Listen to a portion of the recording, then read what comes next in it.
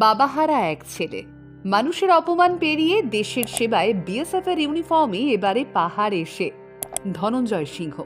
একটা সময় যাকে মানুষ পাগল বলেছিল বিদেশে গিয়ে লেবারি করার কথাও, আজ সেই ছেলেটাই সেনাবাহিনীতে রয়েছে, দেশের গর্ব হয়ে উঠেছে। দারিদ্রতা থেকে দেশ রক্ষা বিএসএফ জওয়ান ধনঞ্জয় সিংহের লড়াই একটা সফলতার গল্পই বটে। এটা শুধু একজন ছেলের চাকরি পাওয়ার কাহিনী নয়, এটা সেই সমস্ত মানুষের গল্প যারা দারিদ্রতার সঙ্গে রোজ লড়াই করেও স্বপ্ন দেখা বন্ধ করে না। দার্জিলিং জেলার বাজারু জোতের এক সাধারণ দরিদ্র পরিবারে জন্ম নেওয়া ধনঞ্জয়, যে ছোটবেলা থেকেই অভাবকে বড্ড কাছ থেকে দেখেছে। 4 ভাই 1 বোনের সংসার, যেখানে প্রতিদিন জীবন ছিল সংগ্রামেরই আরেক নাম। সেই কঠিন সময় ধনঞ্জয়ের মা এবং বড় দাদা শুধু সংসারটা টানেননি, ভাই বোনদের লেখাপড়ার স্বপ্নটাকেও বাঁচিয়ে রেখেছিলেন। সংসারের অবস্থা এতটাই খারাপ ছিল যে কখনো একবেলা খাবার জুটেছে তো আরেক বেলা আর জোটেনি। কখনো রেশনের খাবার খেয়ে দিন কেটেছে। ধনঞ্জয়ের বড় দাদা নিজের পড়াশুনো ছেড়ে অল্প বয়স থেকে বাধ্য হয়েই কঠোর পরিশ্রম শুরু করেছেন। কখনো পাথর লোডিং এর কাজ করেছেন, কখনো অন্যান্য কষ্টের কাজই করেছেন। আর মা সংসারের ভাঙা হাল সামলে সন্তানদের ভবিষ্যৎ গড়ার লড়াইটা চালিয়ে গিয়েছেন।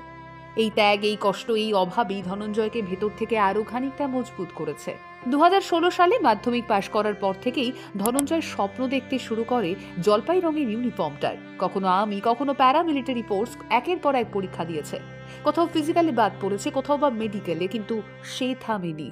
2018 সালে উচ্চ মাধ্যমিক পাশ করার পর বাগডোগরার কেজিটিএম কলেজ থেকে বিএ সম্পন্ন করে। পড়াশোনার পাশাপাশি কয়েকটি প্রাইভেট কোম্পানিতেও কাজ করেছে, শুধু নিজের জন্য নয়, পরিবারের পাশে দাঁড়ানোর জন্যও। একটা সময় সংসারের চাপে কাজের জন্য চেন্নাইয়ে পৌঁছেছে, সিকিমের কোম্পানিতেও কাজ করেছে। তারপর করোনা এসে সবটা উলটপালট করে দেয়, তাকে ফিরতে হয় বাড়িতে। কিন্তু স্বপ্ন দেখা ছাড়েনি ছেলেটা। সরকারি চাকরির প্রস্তুতি সে চালিয়ে গিয়েছে নীরবেই, একাগ্রতা নিয়ে। তবে পথটা সহজ ছিল না একেবারেই। আশেপাশের কত মানুষ তাকে নিয়ে হাসাহাসি করেছে, বিদ্রূপ করেছে, কেউ কেউ পাগল বলেছে, কেউ আবার বলেছে এসব চাকরির আশা ছেড়ে গিয়ে বিদেশে গিয়ে শ্রমিকের কাজ কর, অন্তত সংসার তো চলবে। কিন্তু ধনঞ্জয় কারো কোনো কথার জবাব মুখে দেয়নি, বরং সে উত্তর তৈরি করেছে নিজের পরিশ্রম দিয়ে, ধৈর্য দিয়ে আর অদম্য বিশ্বাস দিয়ে। যখন অভাবের জোয়ারে ভেসে যাচ্ছিল, তখন আত্মীয় স্বজন কেউ খোঁজ নেয়নি। তবে তখনও পাহাড়ের মতোই দাঁড়িয়েছিলেন তার মা, বড় দাদারা। তারা বিশ্বাস করেছিলেন ধনঞ্জয় তাদের সবচেয়ে বড় শক্তি। দীর্ঘ 8টা বছর টানা চেষ্টা, অসংখ্য ব্যর্থতা, অপমান, অভাব আর চোখের জল, এই সবটা পেরিয়ে অবশেষে 2024 সালে এলো সেই শুভক্ষণ। বহু কষ্ট আর বহু লড়াইয়ের পর ধনঞ্জয় সিংহ বিএসএফ এ নির্বাচিত হলো। আর 2025-এ যখন সে বিএসএফ জওয়ান হিসেবে শপথ নেয়, তখন সমালোচকদের মুখ একেবারে বন্ধ হয়ে গিয়েছিল। যেই ছেলেটাকে পাগল এবং লেবার খাটতে বলা হয়েছিল, আর আজ শেষ দেশের সীমান্তে দাঁড়িয়ে সেই মানুষদেরকেই বলা ভালো 146 কোটি দেশবাসীকে পাহারা দিচ্ছে।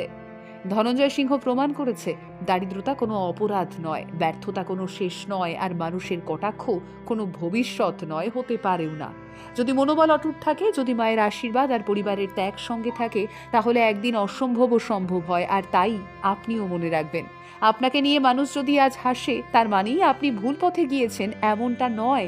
হয়তো আপনি এমন এক স্বপ্নের পথে হাঁটছেন যা একদিন সবাইকে চুপ করিয়ে দেবে। ধনঞ্জয় সিংহ প্রমাণ করে দিয়েছে, হাল না ছাড়লে ভাগ্য একদিন দরজা ঠিক খুলে দেয়। দ্য কোব আনটোল্ড। প্রতিদিন মোটিভেশনাল এবং হিস্টোরিক্যাল বিভিন্ন ভিডিও দেখার জন্য অবশ্যই চোখ রাখুন আমাদের পেজে। দ্য কোব আনটোল্ড বলে আমার আপনার মতো সাধারণ মানুষদের কথা, আর তাই সাধারণদের অসাধারণ গল্প শুনতে অবশ্যই আমাদের পেজে চোখ রাখতেই হবে আপনাকে।